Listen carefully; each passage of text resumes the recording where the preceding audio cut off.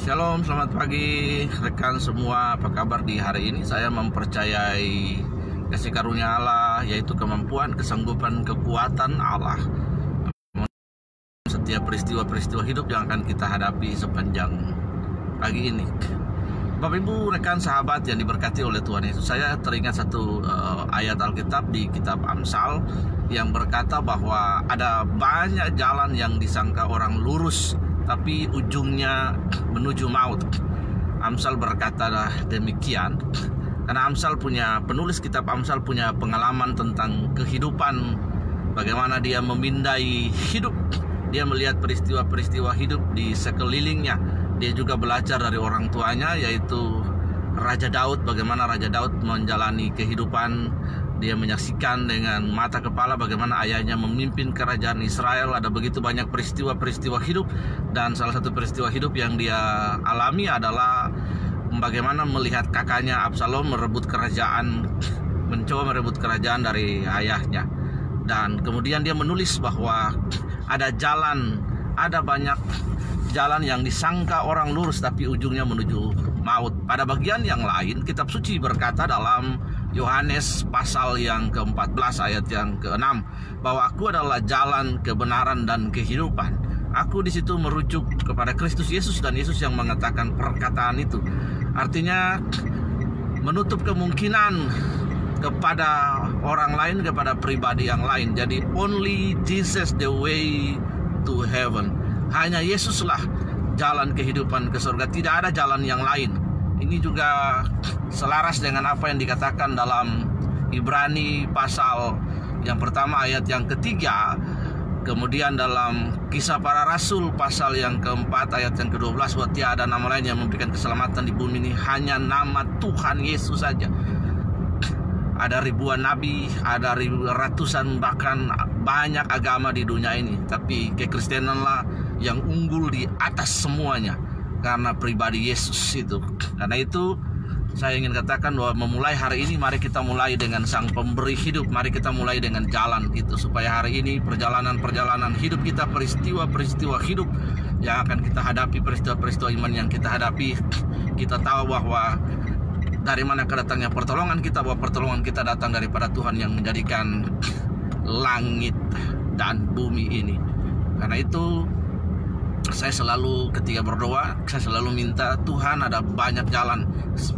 Bisa saja saya menyangka bahwa apa yang saya kerjakan hari ini adalah jalan Tuhan. Karena itu saya sering sekali menyanyikan lagu Peganglah tanganku Roh Kudus setiap hari, ku tak dapat jalan sendiri tanpa Roh-Mu. Ini penting bagi kita. Karena itu dalam Yohanes pasal yang ke-16 ayat yang ke-8-11 berkata, if the spirit of comforter, ketika Roh Kudus itu datang, ia akan menginsafi kita, mengadvokasi kita akan tiga hal. Yang pertama about sin, tentang dosa, karena semua kita telah berdosa. Roma 3:23 bahwa semua manusia telah berdosa dan kehilangan kemuliaan Allah. Hanya kita yang percaya kepada Yesus, mengaku dengan mulut, maka kita adalah anak Allah. Di sini dikatakan juga bahwa upah dosa dalam maut, dalam Roma pasal yang ke-6 ayat yang ke-23.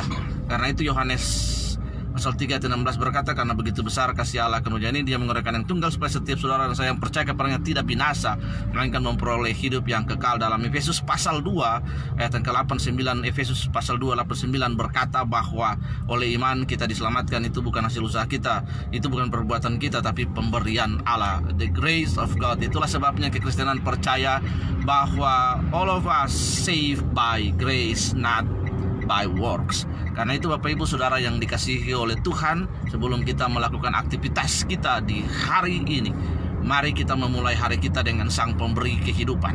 Saya teringat sebuah peristiwa di dalam Markus pasal yang ke-4. Peristiwa dalam perikop itu ditulis judulnya adalah angin ribut.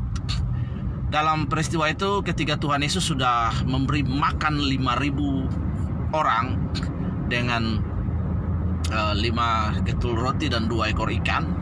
Kemudian Yesus berkata, Yesus yang punya ide, Yesus yang punya inisiatif, Yesus yang punya gagasan. Sebagai Tuhan, Dia berkata kepada Petrus dan murid-muridnya, dia berkata, mari kita bertolak ke seberang, let across. Mereka bertolak ke seberang, let across to the other side of the lake of Galilee. Di situ Bapak Ibu, Yesus yang mengajak mereka, Yesus yang memberikan invitasi kepada mereka yang punya ide untuk bertolak. Mereka merasa bahwa mereka lahir di sekitar danau Galilea itu, mereka tinggal di pantai dan sampai mereka dewasa, sebelum mereka dipanggil menjadi murid, mereka mengetahui segala sesuatu seluk-beluk tentang danau itu, dan memang mereka adalah orang-orang nelayan. Pada ayat berikut, ayat yang di atas dikatakan bahwa let across to the other side of this lake. Yesus yang punya invitasi kepada mereka. Tapi pada ayat berikut dikatakan bahwa and then them brought Jesus with them. Mereka membawa Yesus bersama-sama dengan mereka. Yesus yang punya gagasan, punya ide, tetapi pada ayat berikut mereka membawa Yesus karena mereka lebih mengetahui tentang kondisi danau dan lain. Lalu Yesus akhirnya tidur di buritan. Yesus tidur di buritan, Bapak Ibu. Ketika terjadi peristiwa angin badai ribut yang datang secara tiba-tiba di situ, baru mereka ketakutan untuk mencari pertolongan, dan mereka berkata, Tuhan, apakah Engkau tidak peduli dengan kami? Kami mau mati dan binasa. Lalu Yesus berkata bahwa diam dan tenanglah danau itu. Bapak Ibu yang dikasihi oleh rahmat Tuhan, seringkali dalam perjalanan hidup kita merasa paling tahu, kita merasa paling benar, kita sok tahu sekali. Ada banyak peristiwa-peristiwa yang saya hadapi dalam hidup ini, pengalaman-pengalaman hidup yang saya hadapi. Pengalaman hidup itu bukan saja pengalaman yang baik, tapi ada kebodohan yang saya buat dalam hidup saya, dan kebodohan itu mengajarkan saya untuk always depend to God, mengajarkan saya untuk bergantung kepada Allah, mengajarkan saya untuk mengandalkan Roh Kudus, mengajarkan saya untuk tidak sombong, tidak merasa pintar dengan hidup ini. Karena Amsal tadi berkata, ada banyak jalan yang disangka orang lurus tapi ujungnya menuju maut. Karena itu, peganglah tanganku Roh Kudus sepanjang hari ini, tuntun aku supaya aku dapat berjalan, mengenali suaramu, mengenali kehendakmu. Nah, seringkali kita merasa kita tahu jalan. Seringkali kita merasa kalau hal-hal yang kecil saya tidak perlu melibatkan Allah dalam hidup ini. Seringkali dalam hal-hal kecil saya tidak perlu meminta keputusan Tuhan atas hidup kalau hal-hal yang besar. Bapak Ibu yang dikasihi dan dirahmati sahabat yang mendengarkan streaming ini, penyangkalan terhadap keberadaan Kristus dalam hidup kita, penyangkalan terhadap eksistensi Kristus dalam hidup kita tidak dimulai ketika kita menyangkal Yesus secara verbal atau menolak Yesus dalam keputusan-keputusan yang besar. Tapi itu seringkali datang dari the small things in our life, datang daripada hal-hal kecil dalam hidup kita. Karena itu hal kecil, hal besar apapun, kita selalu datang dan bertanya kepada Tuhan, sehingga semua pilihan, semua keputusan kita itu datang berasal daripada Tuhan. Ada sebuah peristiwa yang dialami oleh Raja Daud, pengalaman yang ditulis oleh Alkitab ini mengajar kita, mendidik kita, dan kita dapat nilai dari situ. Jadi ketika Daud dilantik menjadi raja, orang Filistin berkemah dan ingin menyerang Daud. 5 raja kota Filistin, Ekron, Gad, Gaza, Askelon, Asdod, mereka berkumpul untuk menyerang Daud. Ada 3 hal yang paling penting di situ. 3 kali Daud bertanya, 3 times the King David asked to God. Yang pertama, ketika mereka maju, Daud bertanya, Tuhan, apakah aku maju berperang melawan mereka atau bagaimana? Lalu Tuhan berkata, jangan maju, diam saja di tempat. Lalu Daud bertanya untuk kedua kali, dan Tuhan berkata, jangan maju, buatlah lingkaran sekeliling mereka. Nah, di situ Daud bertanya sampai 3 kali kepada Allah. Daud seorang yang terlatih dalam peperangan.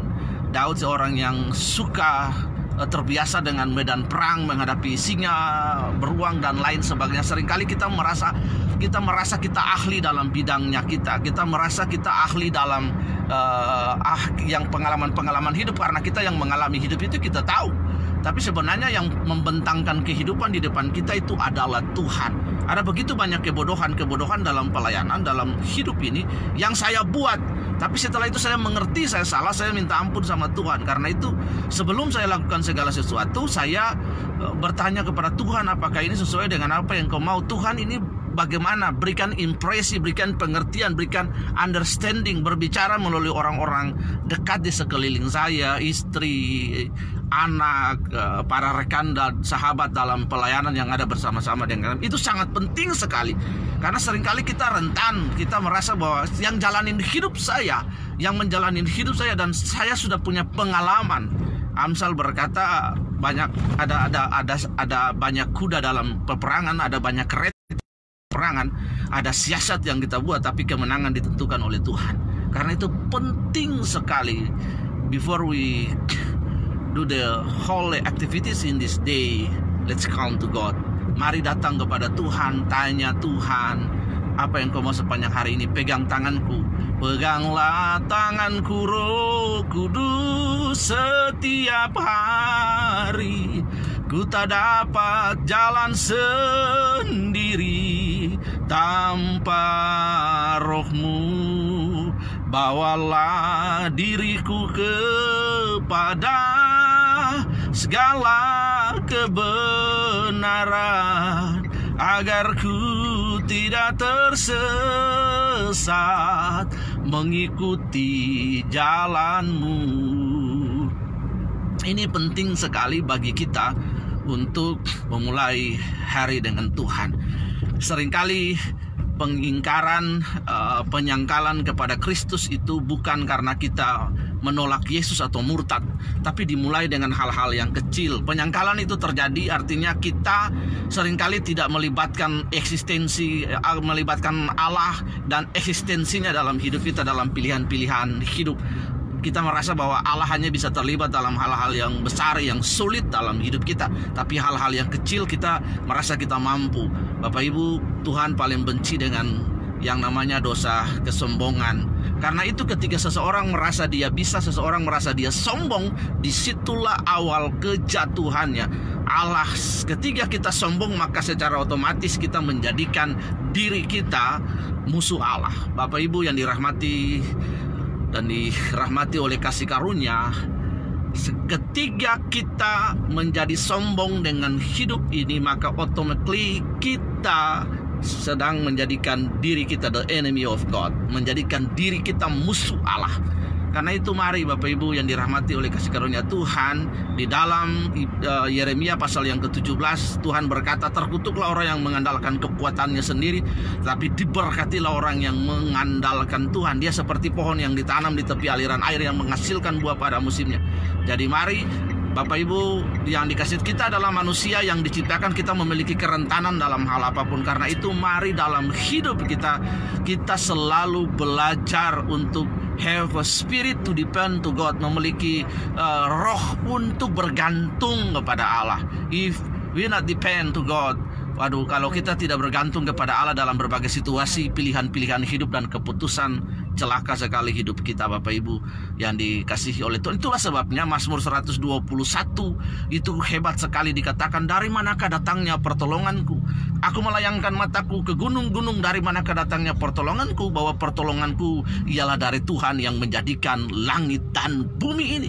Bapak Ibu, ada banyak penolong dalam hidup kita. Kita punya pilihan, kita punya koneksi, kita punya orang hebat, kita punya intelektual, kita punya kapasitas SDM dan banyak segala macam. Tapi Alkitab berkata, terkutuklah orang yang mengandalkan kekuatannya sendiri. Tuhan berkata, rendahkanlah dirimu di dalam kaki Tuhan, maka Tuhan akan meninggikan engkau pada waktunya. Karena itu mari kita belajar dengan hidup ini. Hidup ini bukan punya kita, hidup ini punya Tuhan. Yang menciptakan hidup itu Tuhan. Biarkan Tuhanlah yang menuntun kita menyeberang ke seberang. Biarkanlah Tuhan, sehingga dalam peristiwa-peristiwa hidup yang kita alami sepanjang hari ini, Roh Kudus akan menuntun kita, akan mengadvokasi hidup kita, pilihan-pilihan yang kita buat, sehingga hari ini kita dapat melalui hari ini dengan baik, bukan karena kuat dan gagah kita, tapi karena Tuhan Yesus Kristus sendiri. Tuhan Yesus memberkati kita. Mari kita berdoa.